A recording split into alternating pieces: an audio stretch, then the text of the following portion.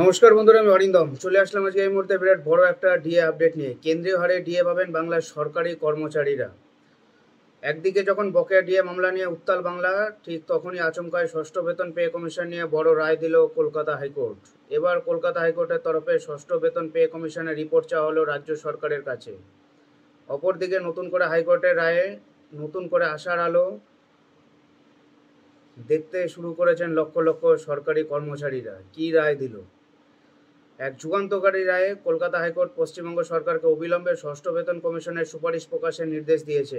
এর ফলে রাজ্য সরকার সরকারি কর্মচারীদের দীর্ঘ এবং উদ্বেগজনক প্রতীক্ষার অবসান ঘটবে। ঐক্য ফোরামের আহ্বায়ক দেবপ্রসাদ হালদার জানিয়েছেন, উন্নয়ন রাজ্য জুড়ে হাজার হাজার কর্মচারীর মনে আশার আলো জাগিয়েছে। বিচারপতি অমৃত সিনহা আগামী 1 জুলাইয়ের মধ্যে সুপারিশ প্রকাশের নির্দেশ দিয়েছে রাজ্য সরকারকে। রাজ্যের নির্দিষ্ট ওয়েবসাইটে এই সুপারিশ প্রকাশ করতে বলা হয়েছে। রাজ্য সরকারি কর্মচারী সংগঠন ইউনিট ফোরামের আহ্বায়ক দাবি করেছেন, ষষ্ঠ বেতন কমিশনের চেয়ারম্যান যে রিপোর্ট জমা দিয়েছিলেন তাতে কিভাবে মর্গ ভাতা বা অন্যান্য ভাতা দিতে বলা হয়েছিল, কিভাবে বেতন দিতে বলা হয়েছিল তা খুঁটিয়ে দেখা হবে।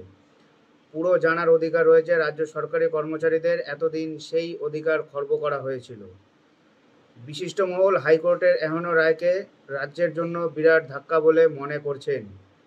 দেবপ্রসাদ হালদার দাবি করেন, মঙ্গলবার হাইকোর্টে রাজ্য সরকার রীতিমতো প্রশ্নের মুখে পড়তে হয়, কেন ষষ্ঠ বেতন কমিশনের রিপোর্ট দেওয়া হয়নি সেই কৈফিয়ত চাওয়া হয় রাজ্য সরকারের তরফ থেকে।